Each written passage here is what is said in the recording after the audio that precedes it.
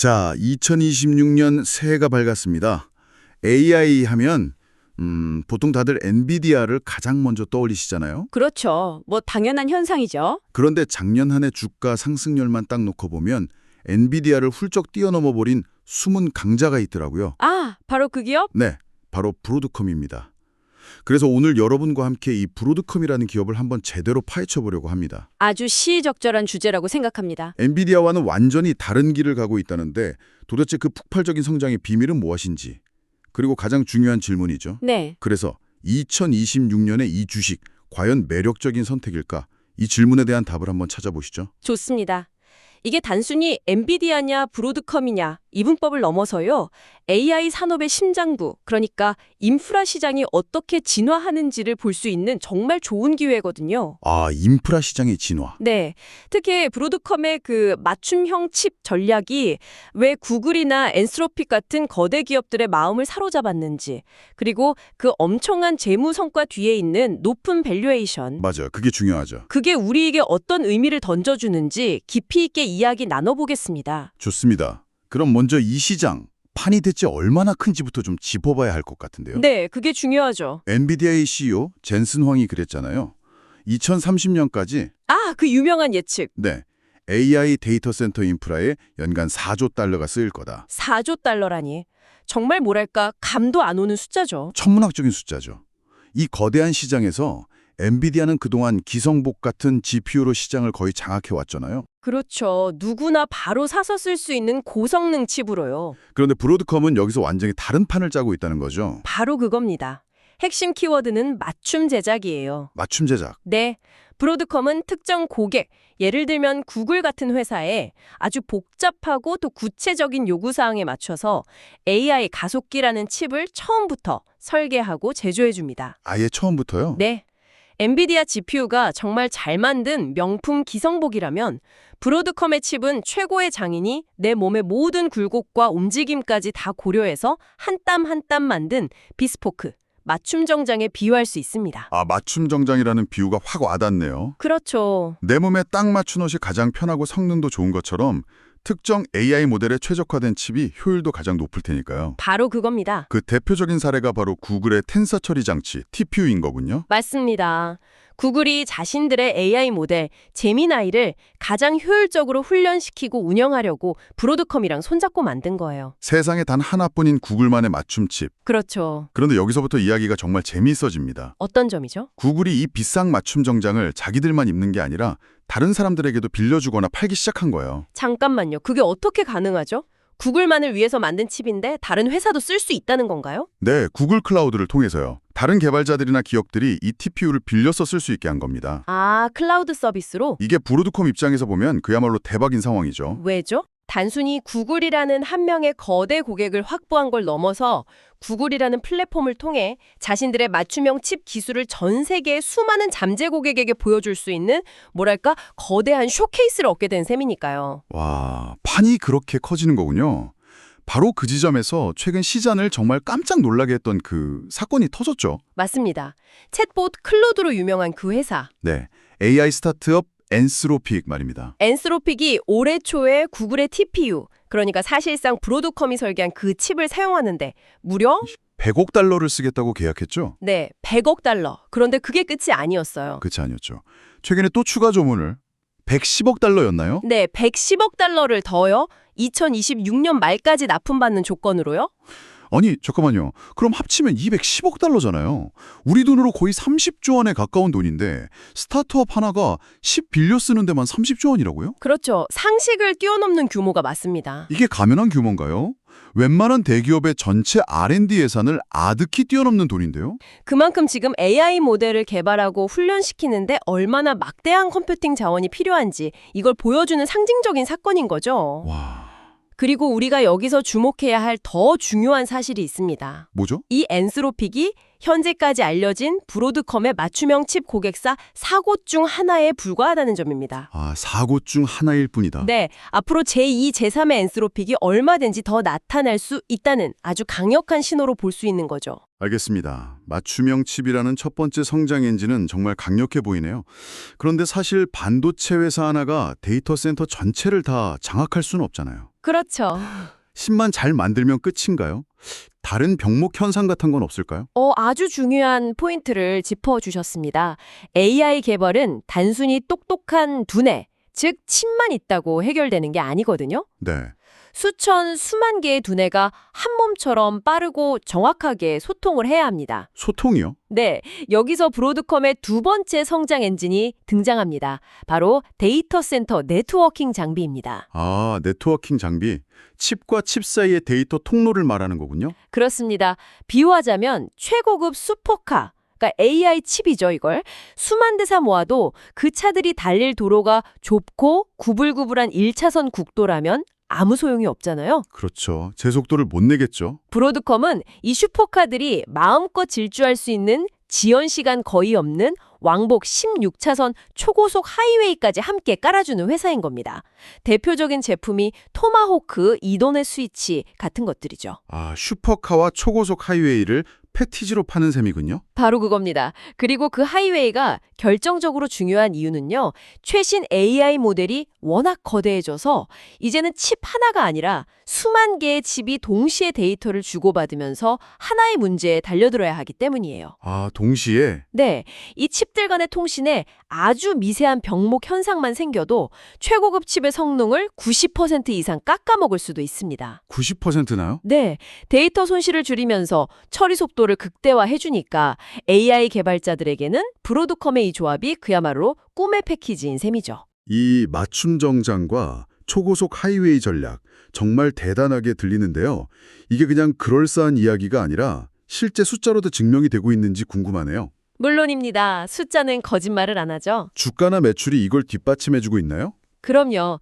주가부터 보면 2025년 한 해 동안 브로드컴은 50% 상승했습니다. 36% 오른 엔비디아를 앞질렀죠. 작년에 엔비디아보다 더 올랐군요. 네. 기간을 지난 5년으로 늘려보면 무려 700% 가까이 올랐습니다. 정말 무서운 상승세죠. 700%요? 와, 실적은 어떻습니까? 실적을 뜯어보면 더 놀랍습니다.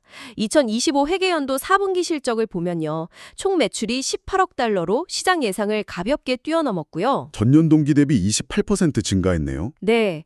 그런데 여기서 진짜 주목해야 할 건 성장의 가속도입니다. 가속도요? 아, 성장이 점점 더 빨라지고 있다는 뜻인가요? 맞습니다. 4분기 AI 관련 매출만 따로 떼어놓고 보면 65억 달러거든요. 이게 전년 대비 무려 74%나 급증한 겁니다. 74%. 직전 분기 성장률이 63%였는데 이번 분기엔 74%로 더 빨라진 거죠. 와, 속도가 더 붙었네요. 심지어 회사가 제시한 2026년 1분기 예상치를 보면 AI 매출이 82억 달러로 전년 대비 100% 성장을 예상하고 있습니다. 100%요? 2배가 된다는 거네요? 네, 성장세가 꺾이기는커녕 브레이크 없는 질주를 하고 있는 겁니다. 매출뿐만 아니라 이익은 더 엄청나던데요. 4분기 순이익이 85억 달러로 전년 대비 97% 증가했고 2025년 연간 순이익은 231억 달러로 거의 3배 가까이 뛰었더군요. 그렇죠. 아니, 어떻게 이렇게까지 이익을 많이 낼 수 있는 거죠? 그 놀라운 수익성 뒤에는 사실 혹독한 구조조정과 인고의 시간이 있었습니다. 아, 그런 배경이 있었군요. 네, 브로드컴의 현 CEO인 혹타는 업계에서 인수의 귀재이자 비용 절감의 달인으로 불립니다. 인수의 규제. 그는 2019년부터 2023년까지 거의 1,000억 달러를 쏟아부어서 시만텍, VM웨어 같은 거대 기업들을 인수했어요. 그리고 인수가 끝나자마자 핵심 기술만 남기고 나머지는 가차없이 정리해버리는 방식으로 회사의 체질을 완전히 바꿔놓았습니다. 와, 과감하네요. 네, 그 과정에서 많은 엔지니어들이 회사를 떠나기도 했지만 결과적으로는 지금과 같은 경이로운 이익률을 만들어낸 거죠. 자, 여기까지 들어보면 정말 완벽한 회사처럼 보입니다.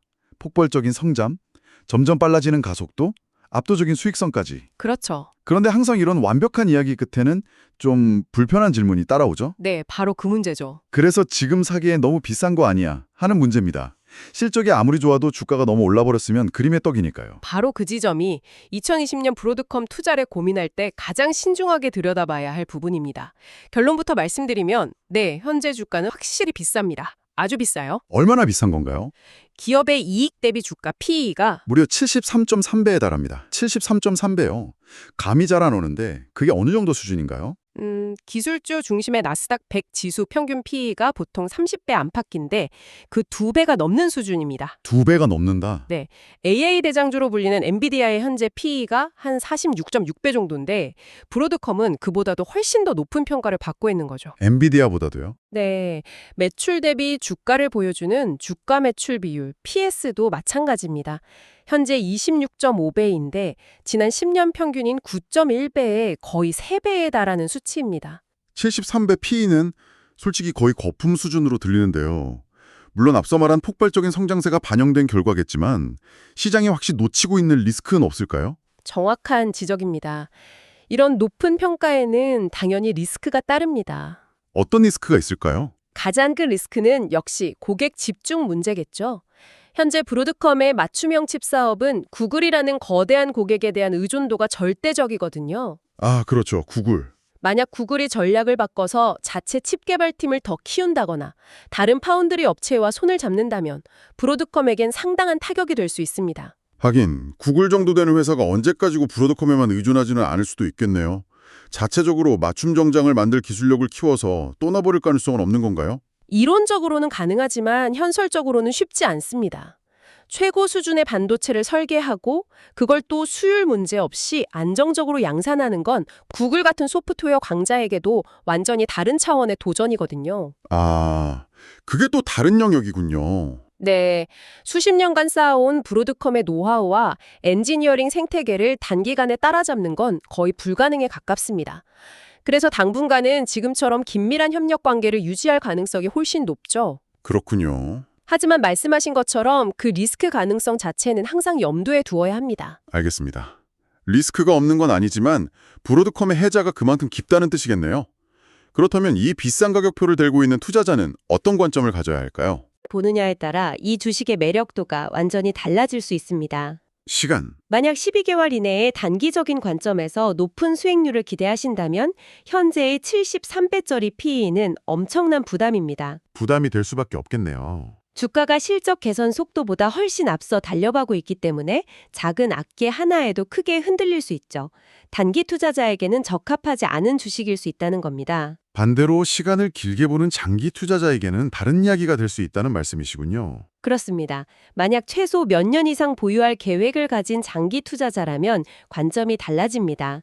지금의 폭발적인 성장세가 2, 3년만 더 이어진다면 현재의 높은 주가 평가는 어느새 정당화될 수 있습니다. 아, 회사의 펀더멘탈이 주가를 따라잡는다. 바로 그겁니다. 그 시간을 기다릴 수 있는 인내심을 가진 투자자에게는 현재의 높은 밸류에이션이 오히려 성장에 대한 확신을 보여주는 지표가 될 수도 있는 거죠. 알겠습니다. 오늘 이야기 한번 정리해 볼까요? AI 시장의 거인이 엔비디아 하나인 줄 알았는데 맞춤형 칩과 초고속 네트워킹이라는 두 개의 강력한 엔진을 장착한 브로드컴이라는 또 다른 강자가 무섭게 부상하고 있었습니다. 네, 구글이나 엔스로픽 같은 빅테크들의 전폭적인 지지를 받으면서 실적도 그야말로 폭발하고 있고요. 맞습니다. 하지만 그 눈부신 성장만큼이나 주가도 이미 높은 고지에 올라와 있다는 점을 반드시 기억해야 합니다. 그렇죠. 지금의 성장세가 앞으로도 계속될 것이라는 아주 강한 믿음, 그리고 그 믿음이 현실이 될 때까지 기다릴 수 있는 시간적 여유가 없다면 선뜻 손이 나가기 어려운 가격대라는 거죠. 장기적인 호흡이 필요하다. 네, 그렇습니다. 네, 오늘 브로드컴에 대해 정말 깊이 있게 파고들어봤습니다. 여기서 마지막으로 여러분께 생각해 볼 만한 질문 하나를 던져드리고 싶습니다. 네, 어떤 질문이죠? 이 맞춤형 실리콘의 부상이 단순히 한 기업의 성공 스토리를 넘어서 AI 기술 발전의 미래에 대해 무엇을 말해주고 있을까요? 미래. 어쩌면 AI 기술이 이제 하나의 범용 솔루션으로 모든 것을 해결하는 시대를 지나 각자의 목적에 완벽하게 최적화된 고도로 전문화되고 표편화된 길로 나아가고 있다는 거대한 흐름의 신호탄은 아닐까요? 아, 흥미로운 관점이네요. 고도로 전문화된 길. 네. 그리고 이런 흐름이 챗봇 같은 언어 모델을 넘어 신약 개발, 자율주행, 기후 예측 같은 다른 산업 분야의 혁신에는 과연 어떤 파급 효과를 가져오게 될까요? 이 점을 한번 고민해 보시는 것도 아주 흥미로운 지점이 될 겁니다.